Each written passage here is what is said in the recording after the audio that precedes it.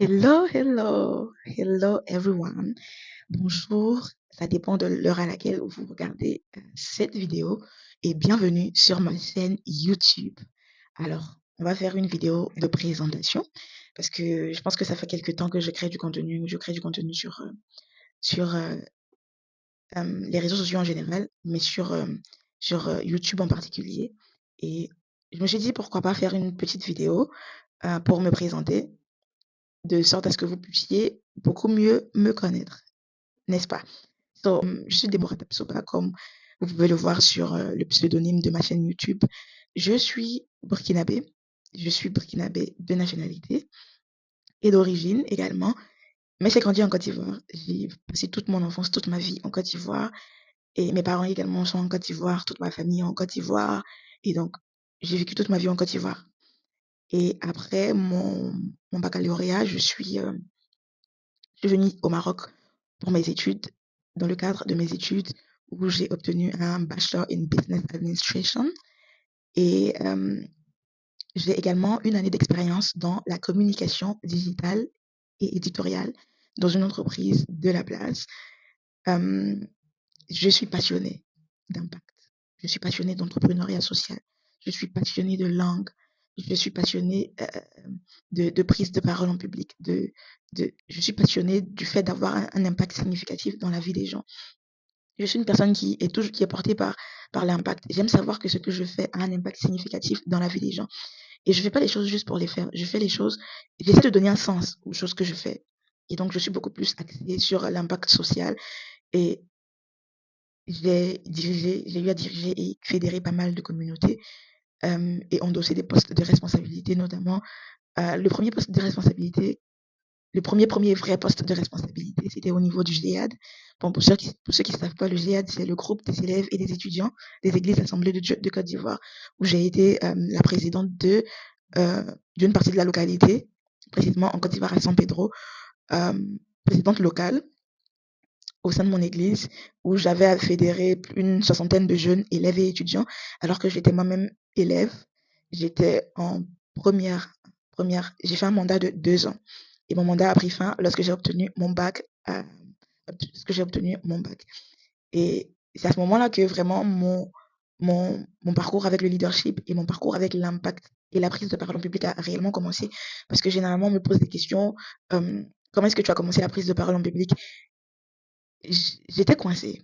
Alors, quand je suis devenue la présidente des- de ce groupe-là, quand je suis devenue la présidente du GIAD, je, j'avais un bureau.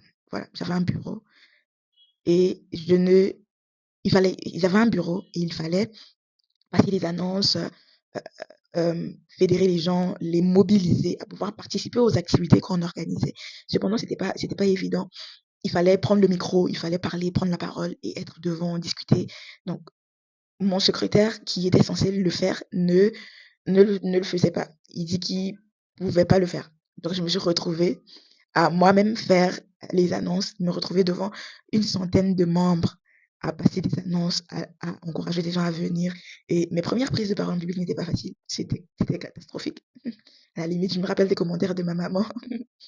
Mais voilà, euh, j'ai eu un entourage very supportive, un entourage qui m'a beaucoup aidé et qui m'a aidé à grandir. Et c'est à partir de ce moment-là que je me suis dit, OK, j'ai quelque chose et je sens que c'est quelque chose que j'ai.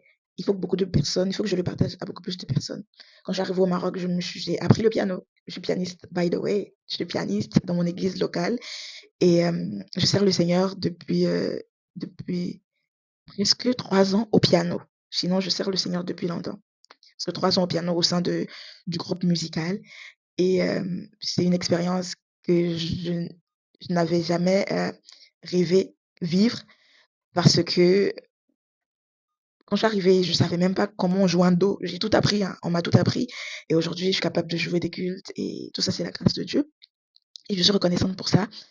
Euh, Quand j'ai été également, en termes de mes rôles de leadership, j'ai été également présidente d'un groupe de femmes, des femmes de mon église, présidente des femmes de mon église pendant un mandat de 2 ans, où j'ai eu à gérer une 80aine de femmes et organiser des activités, des événements, fédérer fédérer des femmes, un bureau rempli de femmes, c'était vraiment pas du tout évident. Si vous voulez, je peux vous faire une vidéo sur la gestion des femmes dans un bureau ou quand on endosse un poste de responsabilité. C'est un autre niveau, je vous assure. Mais par la grâce de Dieu, j'y suis parvenue. Et voilà, j'ai créé un mouvement qui s'appelle Génération Push. J'ai créé un mouvement qui s'appelle Génération Push. Génération Push, c'est un mouvement qui pousse les jeunes Africains à oser, à impacter, à prendre leur place, à ne pas attendre qu'on leur offre tout sur un plateau d'argent, mais à contribuer à élever une nouvelle génération de jeunes qui pensent action, qui pensent bouger, qui pensent évolution et qui pensent impact au niveau de leur continent, non seulement au niveau de leur vie, mais au niveau également de leur continent. Génération Push, c'est un rassemblement de jeunes qui croient en l'Afrique, qui croient en leur potentiel, qui croient qu'ils peuvent, s'ils le veulent réellement, contribuer au développement et au rayonnement de l'Afrique à l'échelle mondiale. Et donc, c'est un mouvement que j'ai créé il n'y a pas très longtemps et on travaille activement à pouvoir faire des masterclass, éduquer les jeunes sur les thématiques de la prise de parole en public, du leadership personnel avant le leadership visible, du leadership personnel, de la prise de parole en public, du branding, de la vision, comment avoir une vision pour sa vie, de l'impact, de la responsabilité générationnelle. Parce que oui, ce qu'on fait ici aura des répercussions sur la prochaine génération qui va venir. Donc, la prochaine génération qui va venir